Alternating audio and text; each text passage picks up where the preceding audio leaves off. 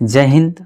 अगर आप एक नॉर्मल पर्सन हैं और आप हमेशा ब्लड की कमी को लेकर के परेशान रहते हैं, चिंतित रहते हैं, खाना पीना भी अच्छे से खाते हैं, फिर भी ब्लड शरीर में नहीं बनता, या आप एक गर्भवती महिला हैं और आपने एक जांच कराया, सीबीसी कराया, उसमें आपका ब्लड का जो रिपोर्ट है वो नॉर्मल से कम है और डॉक्टर ने बोला है कि आपके अंदर आयरन की कमी है या फोलिक एसिड की कमी है या एनीमिया की प्रॉब्लम है, तो यह वीडियो आपके लिए स्पेशल होने वाला है। आज की इस वीडियो में बात करेंगे ओरोफर एक्सटी टैबलेट के बारे में। हम जानेंगे इसकी क्या यूज रहती है, क्या डोज रहती है, प्रेगनेंसी में कब से कब तक दे सकते हैं और इसके क्या साइड इफ़ेक्ट होते हैं, और क्या प्रेगनेंसी के अलावा एक जो नॉर्मल पर्सन है क्या उसमें भी अच्छे से काम करता है कि नहीं करता है। सब कुछ जानेंगे इस वीडियो में, तो बने रहिए वीडियो में लास्ट तक हमारे साथ।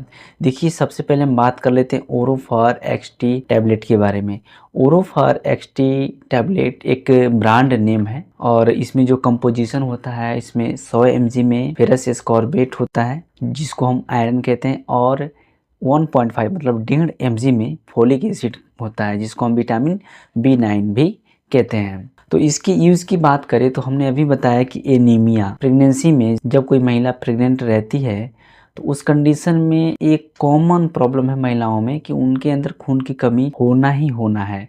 तो उस कंडीशन में चलता है।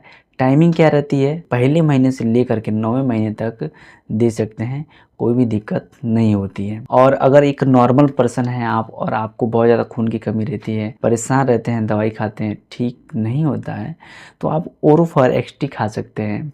ज़रूरी नहीं कि ओरोफर एक्सटी नाम से ही खाएं, किसी और नाम से भी ले सकते हैं, लेकिन जो मूल कंपोजिशन है वो ferrous ascorbate 100 mg, folic acid 1.5 mg, और किसी किसी कंपनी में जिंक भी ऐड कर देते हैं लोग। तो अगर जिंक भी लेंगे साथ में तो कोई नुकसान नहीं करेगा, फ़ायदा ही करेगा।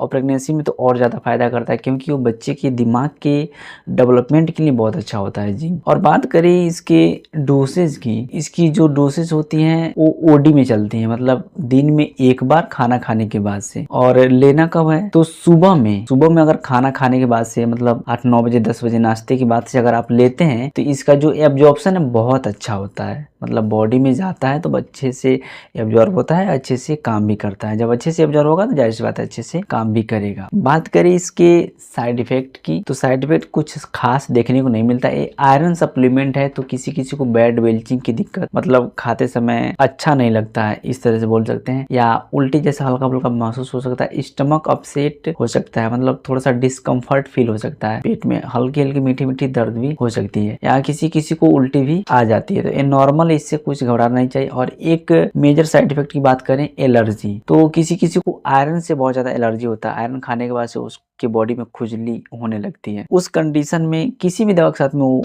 रिएक्शन हो जाता है, तो उसमें घबराने वाली बात नहीं है, आप दवा को बंद कर दीजिए, दवा कोई भी नुकसान नहीं करेगा आपके बॉडी। बहुत अच्छी दवा, सेफ है, और प्रेगनेंसी में पहले महीने से लेकर के 9वें महीने तक आराम से चलता है। बात करें ड्यूरेशन की कि हाँ, मतलब अगर खून की कमी है तो कितने दिनों तक चलाएं, तो ड्यूरेशन को स्पेसिफिक टाइम नहीं है, किसी किसी में 10 दिन में भी रिकवरी हो जाती है। अगर कम ब्लड लॉस हुआ है, तो किसी को बहुत ज़्यादा ब्लड लॉस है तो उसमें टाइम लग सकता है, 1 महीने से लेकर के 1.5 महीने तक, 2-2.5 महीने तक भी चलाया जा सकता है। केस के ऊपर डिपेंड करता है किस तरह का केस है।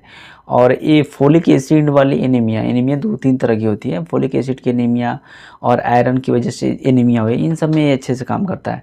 लेकिन किसी और कारण की वजह से या किसी और बीमारी की वजह से ब्लड का लॉस हुआ है, ब्लड का नुकसान हुआ है, तो उसको मेंटेन नहीं करता। और सबसे जरूरी चीज़ मैं बता दूं कि जिनका जैसे होता है ना कि ऑपरेशन हुआ, सर्जरी हुआ, तो उसमें बहुत ज़्यादा ब्लड लॉस हो गया, उसके बाद भी दिया जा सकता है, ठीक है। और कोई मेजर इंजरी एक्सीडेंट के बाद से होता है कि शरीर से बहुत ज़्यादा ब्लड निकल गया, तो उसको भी रिकवर करने के लिए इस टैबलेट का यूज किया जा सकता है। और इसके अलावा प्रेगनेंसी के बाद भी, मतलब डिलीवरी के बाद भी चल सकता है। जैसे होता है ना, डिलीवरी में किसी का सीजेरियन होता है तो बहुत ज़्यादा ब्लीडिंग हो जाता है, उस कंडीशन में तो ऑटोमेटिक ब्लड का लॉस होना ही है, तो उस कंडीशन में भी इस टैबलेट को चलाया जा सकता है। आई होप कि यह वीडियो आप लोगों को पसंद आया।